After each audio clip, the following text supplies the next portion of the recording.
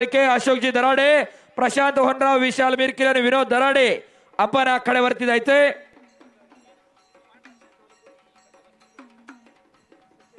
सचिन भाऊ पवार आपणही कुस्ती लावण्यासाठी जायचंय।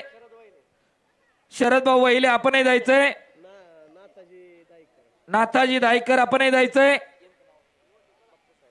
बापू साहेब वहिले, बापू तर द्या चला कुस्ती लावण्यासाठी। सचिन भाऊ वहिले आपणही जायचंय। पंडित भाऊ वहिले, सनी भाऊ पवार, विकास पवार, धनंजय वहिले,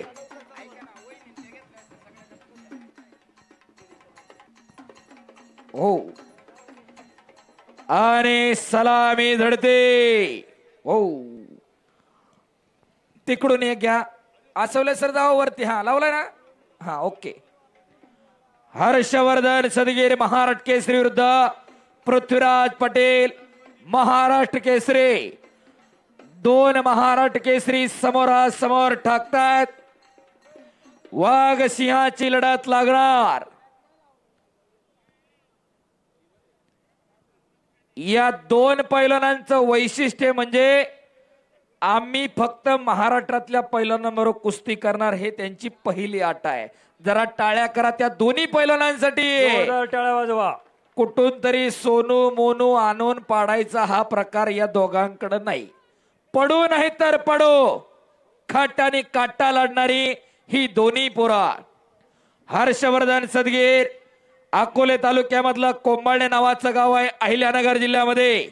उच्चापुरा 2019-20 चा महाराष्ट्र केसरी, 2023 चा उपमहाराष्ट्र केसरी, वरिष्ठ राष्ट्रीय कुस्ती स्पर्धेमधला पदक विजेता, नॅशनल गेम्स पदक विजेता, अर्जुनवीर पुरस्काराचे मानकरी काकासाहेब पवारांचा पट्टा, तर गुलाबी कलरची लांग परिधान केलेला पृथ्वीराज पटेल।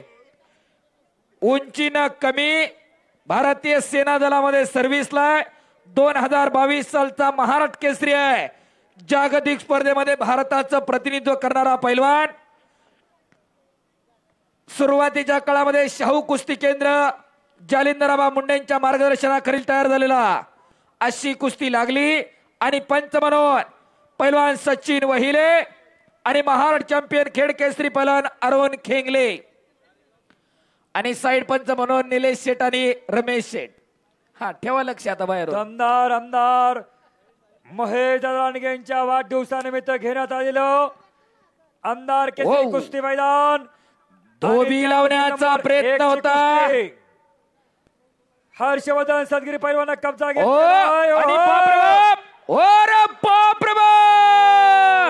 हर्षवर्धन सदगीर महाराष्ट्र केसरी विजय जरा टाळ्या करा। बजरंग बली की जय, छत्रपती शिवाजी महाराज की जय। अहो हो